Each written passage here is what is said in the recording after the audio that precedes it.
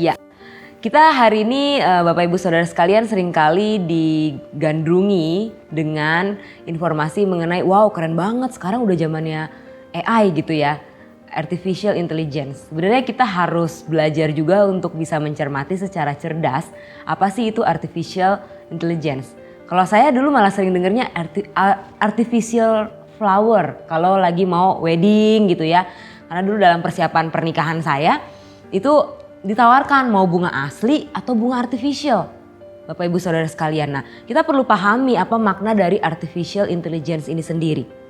Artificial Intelligence ini sendiri adalah sebuah pemrosesan penggunaan sistem komputer untuk menstimulasikan proses mental manusia seperti menafsirkan dan menghasilkan sebuah bahasa gitu ya.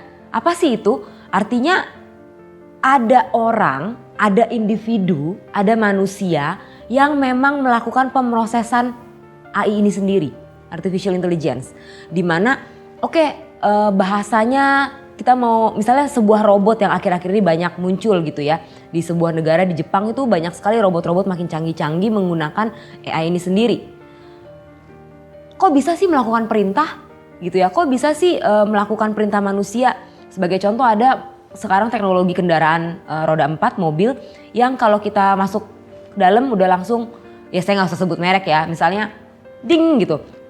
Nyalakan AC, oh langsung nyala. Awal-awal saya cukup takjub dengan teknologi seperti itu, wah keren banget. Jadi saya sering kali coba matikan AC, nyalakan AC. Nah saya sering main-mainin tuh.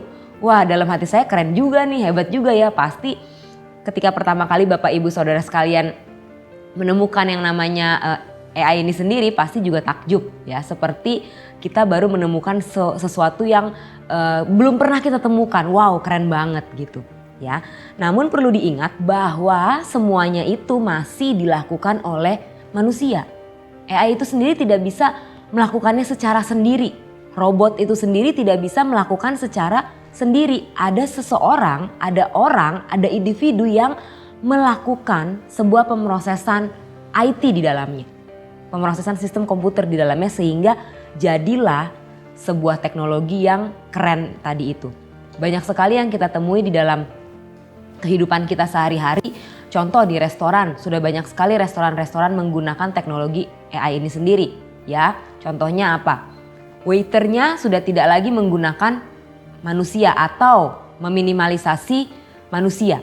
Artinya menggunakan robot yang berjalan, yang sudah ada nampan-nampannya, dia tahu di meja nomor berapa dan lain sebagainya. Keren sekali gitu ya.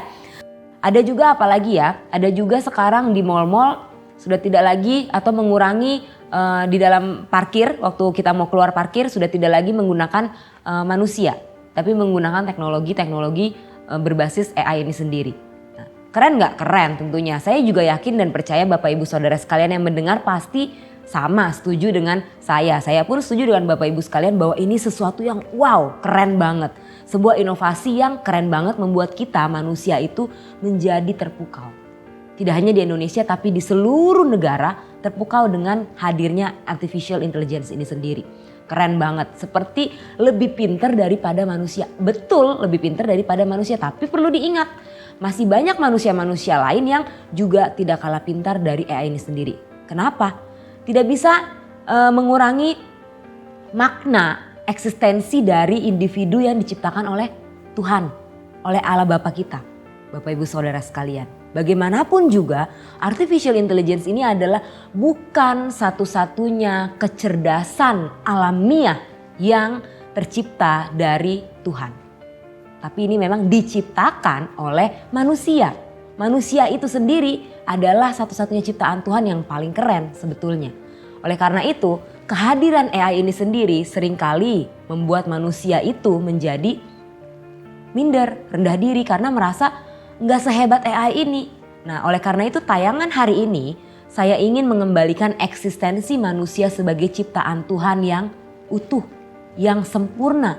Seperti ada di kitab Kejadian bahwa ciptaan yang semua Tuhan ciptakan adalah baik adanya. Terlebih daripada itu kita sebagai manusia merupakan ciptaan Tuhan yang sempurna. Kenapa? Ingat, serupa dan segambar dengan Allah. Tidak ada statement di dalam Alkitab yang menerangkan bahwa teknologi Artificial intelligence adalah ciptaan Tuhan yang paling sempurna, serupa dan segambar dengan Allah, nggak ada. Itu hanya untuk manusia. Saya dan Bapak Ibu Saudara sekalian yang menonton tayangan ini. Oleh karena itu, kehadiran artificial intelligence tidak boleh sama sekali menjadikan artificial intelligence itu jadi mereplace kehadiran kita, eksistensi kita, relasi kita dengan Tuhan. Seperti itu ya. Ada banyak sekali artificial intelligence yang kita jumpai ya. Ada chatbot, lalu kemudian ada e-payments yang pasti Bapak Ibu juga sudah lakukan. Lalu algoritma, jadi kalau kita membuka sebuah sosial media, Instagram contohnya. Instagram seperti seolah-olah kok dia tahu ya apa yang saya pikirkan, apa yang sedang saya inginkan, apa yang ada dalam pikiran saya. Nah itu algoritma Bapak Ibu dan Saudara sekalian gitu ya. Keren banget memang ya. Lalu kemudian yang sering kita jumpai di dalam ibadah-ibadah kita sekarang sejak adanya pandemi Covid hingga sekarang masih berjalan adalah streaming, media-media streaming, YouTube dan lain sebagainya. Lalu kemudian sistem penjadwalan di gereja, lalu kemudian ya berbagai macam cara dan fitur sudah juga menggunakan teknologi AI ini sendiri. Seperti itu. Lalu ada mobil-mobil yang cerdas yang seperti tadi saya sampaikan.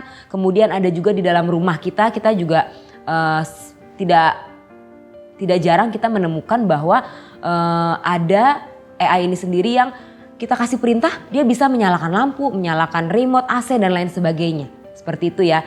Lalu kemudian ada aplikasi navigasi, lalu ada facial recognition di mana bisa si muka kita. Keren memang ya. Lalu kemudian ada text editors di mana dalam penggunaan teknologi AI ini sendiri teks-teks kalimat-kalimat tuh bisa diedit sedemikian rupa oleh aplikasi atau oleh teknologi AI ini sendiri. Dan lain sebagainya. Seperti itu. Kegunaan AI dalam hidup kita bagaimana? Tentu banyak. Seperti yang Bapak Ibu Saudara sekalian sudah juga rasakan dan nikmati banyak sekali. Pertama betul mempermudah. Pasti mempermudah ya. Teknologi diciptakan harus bisa memberikan efek mempermudah. Dampak mempermudah. Seperti itu. Yang kedua, cepat dan efisien. Artinya ya tidak perlu lagi menunggu atau menggunakan waktu yang terlampau lama. Seperti itu untuk menghasilkan sesuatu. Lalu berikutnya, produktivitas. Contohnya apa? Dalam sebuah restoran karena ada penggunaan robot yang tadi itu menggantikan tugas manusia sebagai pelayan, maka itu bisa dilakukan secara lebih cepat dan lain sebagainya. Seperti itu. Lalu meminimalisasi human error, Bapak Ibu dan Saudara sekalian. Oleh karena itu AI ini sendiri kita menyikapinya bagaimana sih sebagai seorang yang Kristiani? Kita tidak bisa menolak kehadiran AI ini sendiri. Tidak juga kita seperti orang yang terlalu rohani dengan gak boleh itu bukan Alkitabiah karena tidak ada di Alkitab. Tidak, bukan seperti itu gitu ya. Di mana-mana namanya teknologi itu boleh sekali membantu manusia dalam menjalankan perannya, aktivitasnya sehari-hari untuk mempermudah. Contoh smartphone yang Bapak Ibu dan Saudara sekalian gunakan. Itu adalah teknologi atau produk dari AI. Seperti itu. Namun AI ini sendiri jangan menjadikan kita menggantikan posisi kita dengan Tuhan, demikian sebaliknya Tuhan dengan kita. Karena banyak sekali orang-orang di sekitar kita yang seperti mendewakan kehadiran AI ini sendiri. Seperti itu ya. Kelemahan AI ada nggak? Oh tentu ada. Namanya dibuat oleh manusia, diciptakan oleh manusia tentu ada kelemahannya. Ya, apa itu lack of personalization and emotions? Apa maksud dari hal tersebut? Akan memperburuk kecerdasan emosi manusia. Ketika kita bergantung sebagai manusia kepada penggunaan teknologi AI ini sendiri, tadi ya kita jadi kehilangan atau kekurangan relasi secara nyata dan langsung dengan orang-orang di sekitar kita, dengan sesama manusia yang lain. Kita sibuk berinteraksi dengan teknologi saja. Akibatnya apa? Tidak terasah atau menjadi kurang terasahnya kecerdasan emosi kita. Seperti itu. Kita menjadi kurang muncul rasa empati. Karena yang namanya kecerdasan emosi itu sangat diperlukan interaksi di dalamnya, interaksi nyata, bersinggungan. Seperti dalam firman Tuhan dikatakan besi menajamkan besi, manusia menajamkan sesamanya. Dengan kehadiran manusia yang satu dengan manusia yang lain itu sebetulnya melatih kita untuk memiliki sebuah kepekaan secara sosial, kepekaan secara emosi. Kita bisa merasakan emosi, pikiran dan perasaan orang lain. Tapi kalau kita berkutat dengan AI kita, dengan teknologi kita, dengan segala hal yang berbau dengan artificial intelligence di tangan kita kehilangan kesempatan untuk memulai atau menjalin relasi dengan orang lain secara sosial. Lalu yang berikutnya, kelemahan AI lainnya, bias dan diskriminasi. Seperti yang tadi saya sampaikan di awal bahwa AI ini dibentuk oleh manusia, diciptakan oleh manusia berdasarkan pemikiran dari orang yang menciptakan. Seperti itu ya. Nah, ketika sebuah negara menciptakan robot A misalnya, dan itu dibawa ke Indonesia misalnya atau ke negara lain yang berbeda value, berbeda budaya, mungkin berbeda ya value agama, suku, ras dan lain sebagainya, belum tentu itu bisa menggeneralisasi semua value yang ada di dalam keseluruhan dunia ini, Bapak Ibu dan Saudara sekalian. Kenapa? Karena AI itu sendiri interaksinya terbatas, hanya berdasarkan pemrosesan bahasa yang diberikan atau diciptakan oleh manusia yang membuat. Ya, jadi belum tentu AI yang diciptakan itu bisa digunakan di semua suku, di semua agama, itu bisa menimbulkan bias informasi dan bisa menimbulkan kesalahan persepsi juga. Bisa menimbulkan kekeliruan persepsi sehingga menjadi ada misunderstanding di dalamnya. Seperti itu. Lalu kemudian kelemahan AI lainnya adalah apa? Kita manusia jadi memiliki ketergantungan dengan teknologi. Ketika kita terlalu bergantung dengan AI ini sendiri ya. Kenapa? Karena perlu diingat kalau kita dulu ingat pelajaran PPKN gitu ya. Kita diingatkan dengan dua posisi, yaitu kita manusia itu sebagai manusia individu dan manusia sosial, Bapak Ibu dan Saudara sekalian. Nah, manusia sosial ini sendiri sebuah tuntutan di mana kita perlu menjalin relasi interaksi dengan lingkungan sosial kita. Adanya interaksi sosial. Ketika kita terlalu bergantung dengan AI ini sendiri, kita kehilangan momen di mana kita bisa menjalin relasi interaksi sosial dengan lingkungan kita. Akibatnya tadi itu ya yang sudah saya sampaikan ya, kehilangan kepekaan, kehilangan kecerdasan ya, kesempatan untuk melatih kecerdasan emosi kita. Apakah kita bisa berantem sama AI kita? Nggak mungkin. Apakah AI kita bisa menyinggung perasaan kita? Nggak mungkin. Dengan seperti itulah kalau kita terlalu bergantung dengan artificial intelligence itu, teknologi-teknologi itu, akibatnya kita menjadi lemah dalam hal kecerdasan emosi kita. Tidak terbangun, tidak terlatih. Karena biar bagaimanapun kita perlu latihan terus-menerus untuk punya ya kecerdasan emosi yang semakin hari semakin baik dalam kehidupan kita. Tujuannya apa? Tujuannya untuk memperbarui karakter dan budi kita setiap harinya. Ya, tidak mungkin kita berdebat dengan AI kita karena AI kita akan menuruti perintah-perintah kita. Dan akibatnya apa? Secara psikologis kita jadi merasa jadi ya besar kepala juga ya, jadi egois juga karena segala perintah kita dituruti sama teknologi kita.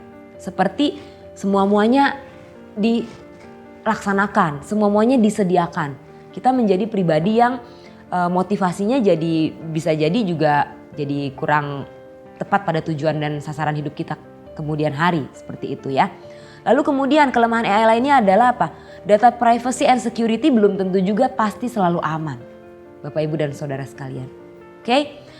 Nah, kembali ke dalam topik artificial intelligence dengan Christianity, dengan kekristenan.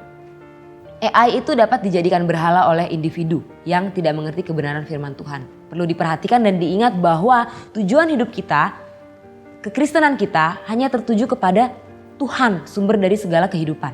Sumber dari segala sumber, baik itu teknologi maupun apapun itu. Jadi hati-hati ketika kita berkutat sama AI kita, itu bisa menjadi berhala dalam hidup kita. Ya, ketergantungan pada teknologi bisa menjadikan AI berhala dalam hidup kita dan Tuhan tidak suka seperti itu.